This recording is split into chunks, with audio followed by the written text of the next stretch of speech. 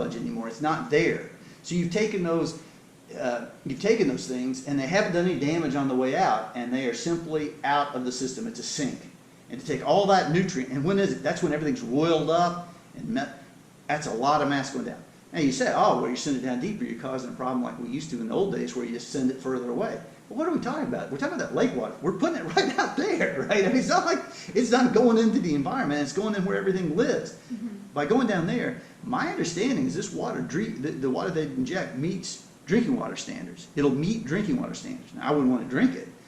Like I wouldn't want to drink out of Lake Okeechobee on a swirled up day. But it's not over any standards for nitrogen and phosphorus. The nitrogen and phosphorus is good for us. We take it in vitamins. That's not the problem.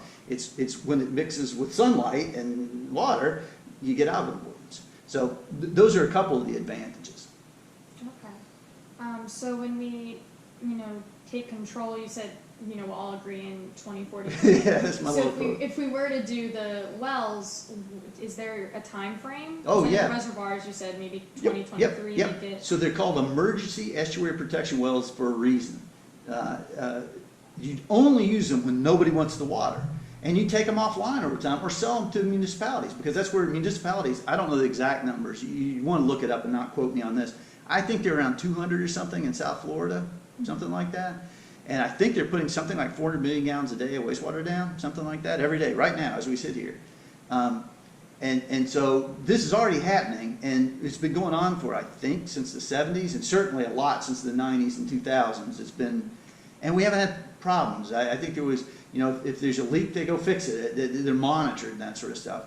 And I get that part. The downside would be, at these depths, you're connecting things up that haven't been connected up for millennia. And that's probably not great. But we've been doing it for so long, and it's been successful, overwhelmingly successful, that it's pretty standard technology now.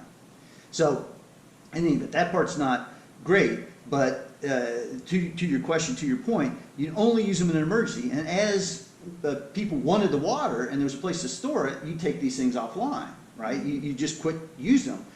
The trick is when a storm comes, my understanding is when everything's built, we will still have discharges to the estuary. This would be used in those occasions until maybe we find a way to store a lot more water, at which point you wouldn't use them. And you could always use them, though. You could, they're expensive to put in. I know originally they were a couple $1 million, but with the price of steel and some of the things that have been going on politically, I think they made up to $3 or $4 million or something like that. So this is this is going to cost $200, $300, $400 million to do. All those reservoirs and all that sort of stuff, try 10 billion, maybe more. So in scale, you could implement these things. If it were a private company, I bet they could be in 2 or 3 years. If it's through the government, I bet it might take 5 years or something like that. The other is 10 to 20 years, and you're still not going to max out. And one's at a cost of a few $100 million, which is a lot, versus tens of 10 or more billion dollars, right? Mm-hmm. And some people think that even when we build this all, you're one endangered species planting itself in front of your pipe, and then you don't do that anymore. That's not your option. You got to do something else. And a lot of people are afraid that we're going to run into a change in governor, could change the funding, change in the legislature. The federal government's $1 billion behind. They're supposed to be matching us 50-50. They're $1 billion behind right now.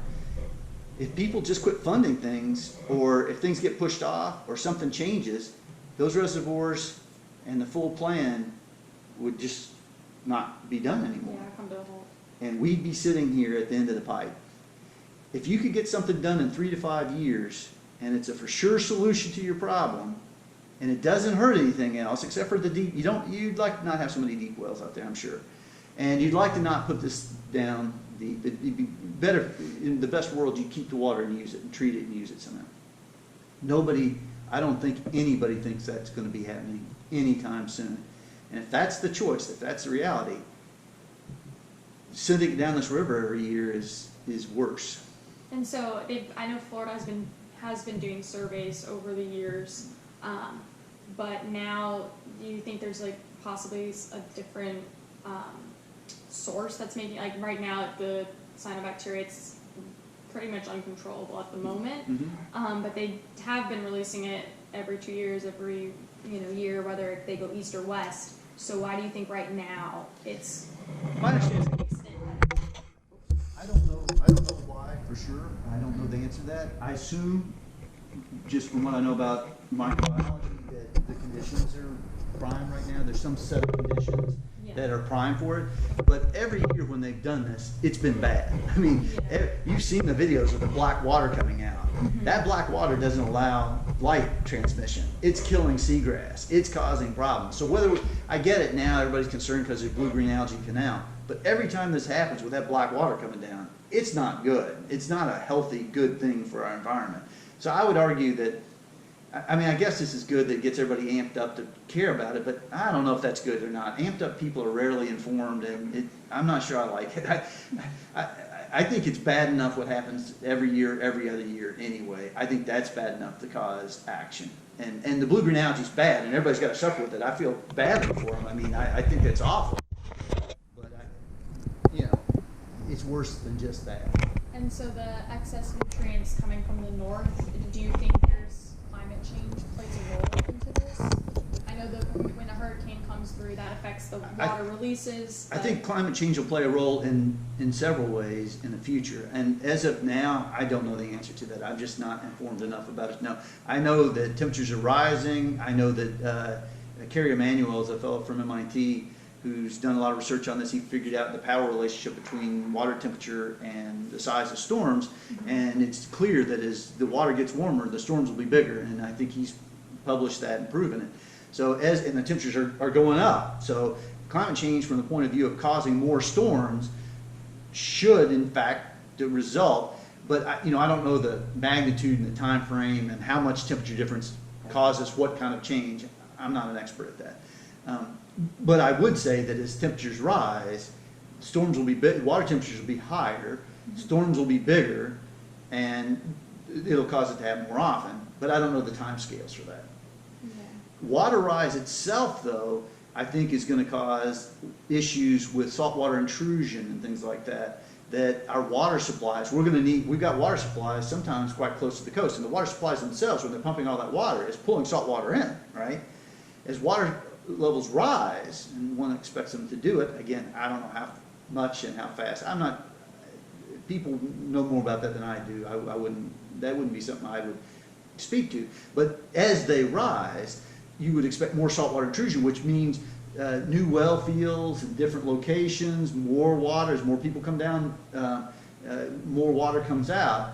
We're going to need more water, and I think that's a big deal, and is driving some of the debate right now. I think a lot of the coastal communities, Fort Lauderdale and Miami, you regularly hear them talk about sustainable solutions and dealing with water level rise for stormwater, for drainage.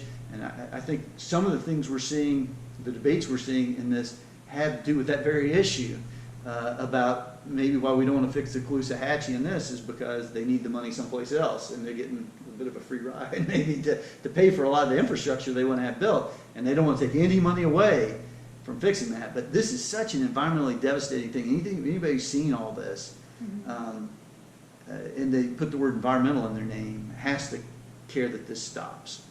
And so with it affecting, not only the wildlife, but us humans, Florida is based so much on tourism. Oh, yeah. So you think, kind of going along with the funding, that's also maybe causing some problems. What kills me is this should be such an easy